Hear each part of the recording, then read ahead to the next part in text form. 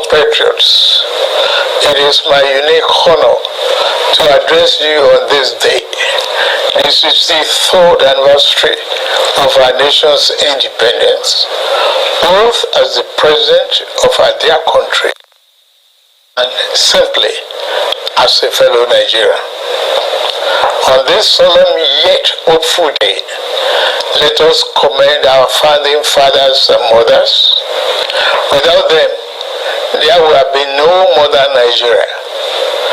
From the fading embers of colonialism, their activism, dedication, and leadership gave life to the belief in Nigeria as a sovereign and independent nation. Let us, affirm that as Nigerians, we are all endowed with the sacred right and individual gifts that God has bestowed on us as a nation and as human beings. No one is greater or lesser than the other. The triumph that Nigeria has achieved shall define us. The travails we have endured shall strengthen us. Other nation or power on this earth shall keep us from our rightful place and destiny. This nation belongs to you, dear people. Love and cherish it as your very own. Nigeria is yours. Nigeria is remarkable in its formation and essential character.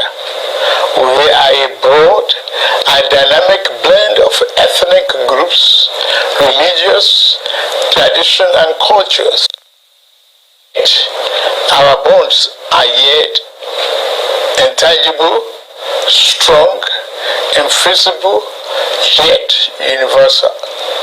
We common thirst for peace and progress, by the common dream of our prosperity and harmony, and by the unified ideas of tolerance and justice, forging a nation based on the fair application of this noble principle to a diverse population has been a task of significant blessing, but also serious challenge.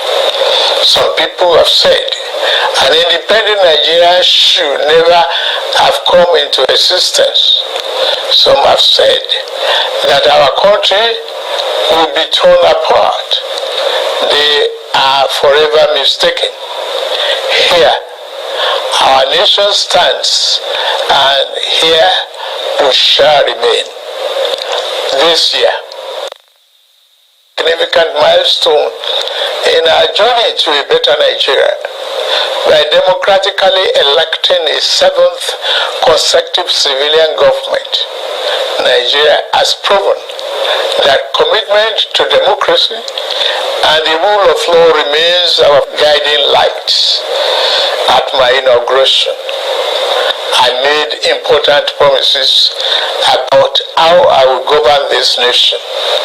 Among those promises were pledges to reshape the economy and to secure the lives, liberty, and property of the people.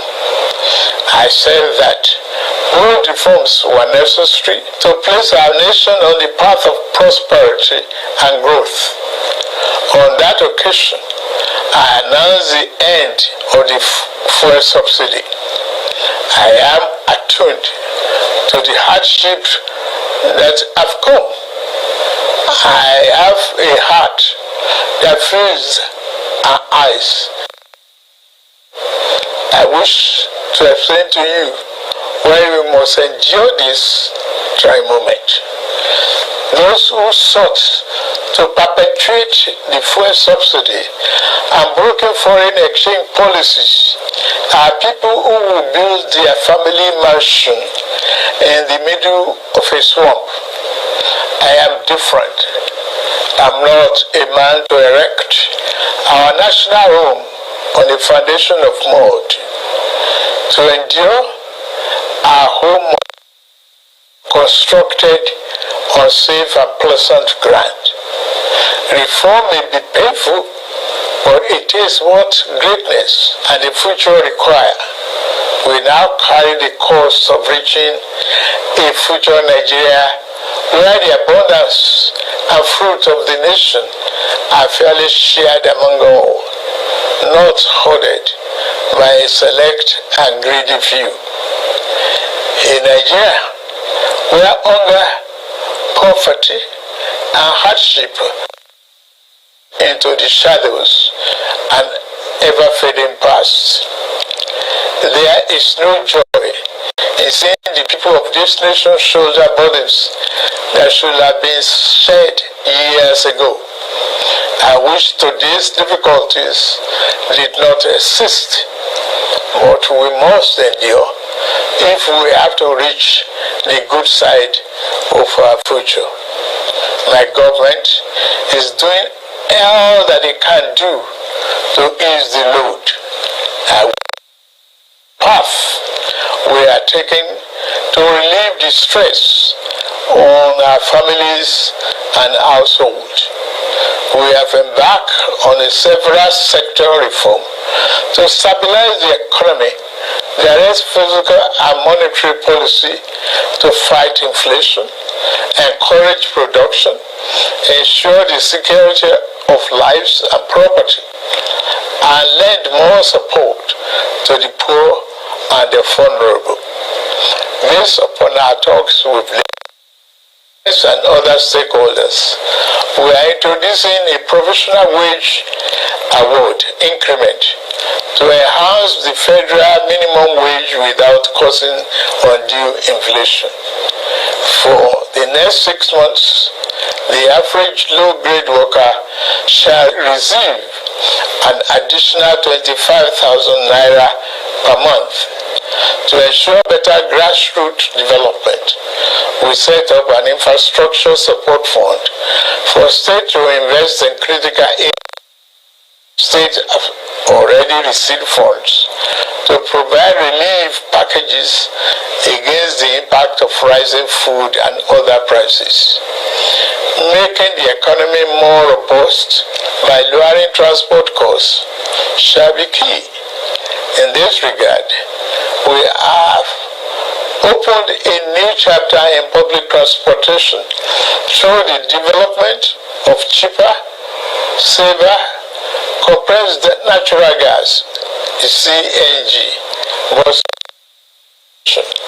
These buses will operate at a fraction of current fuel prices, positively affecting transport fare.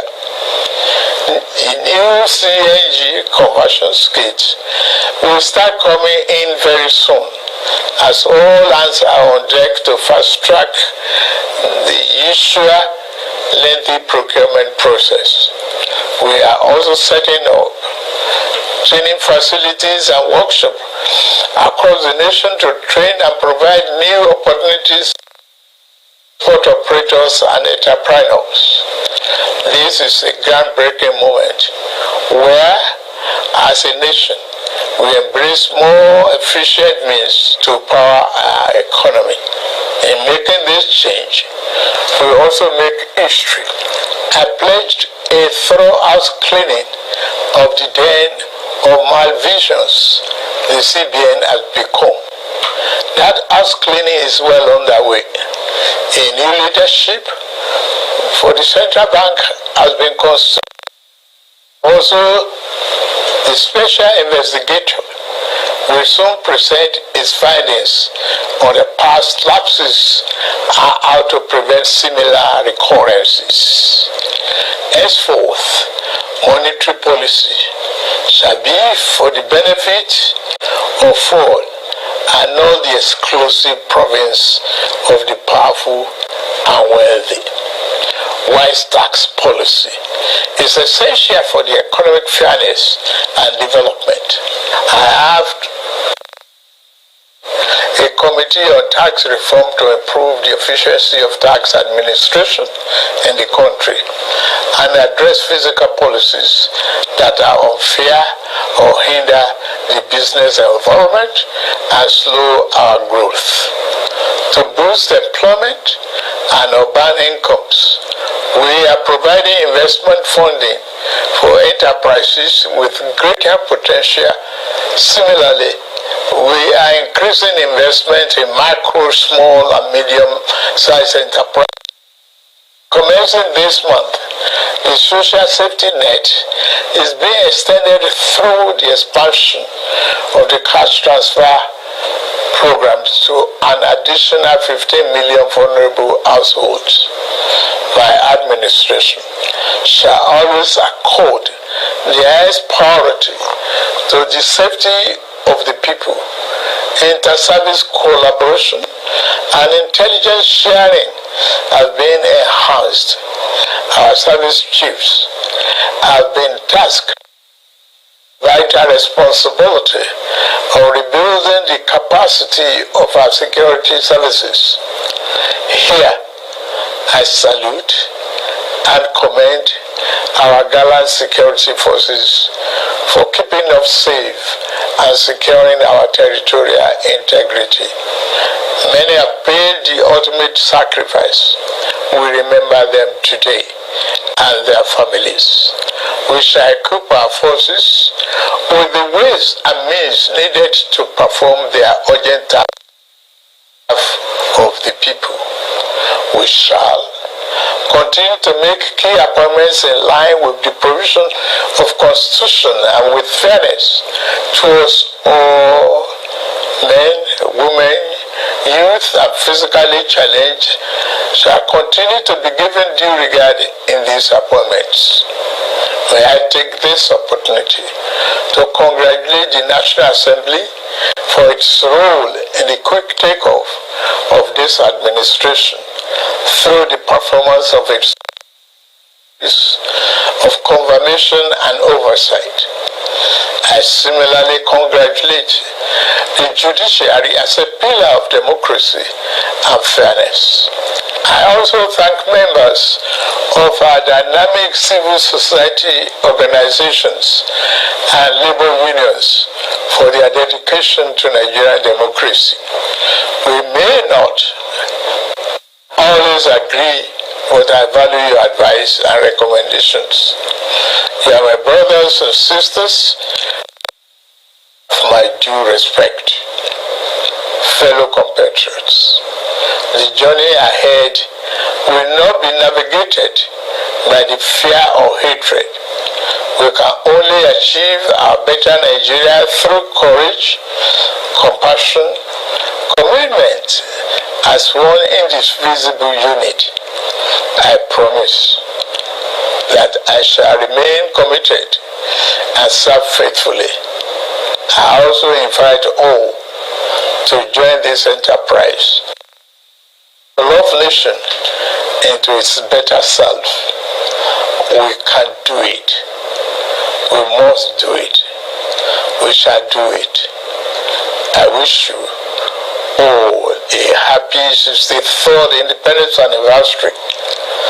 Thank you very much for listening. May God bless the Federal Republic of Nigeria and bless all of you.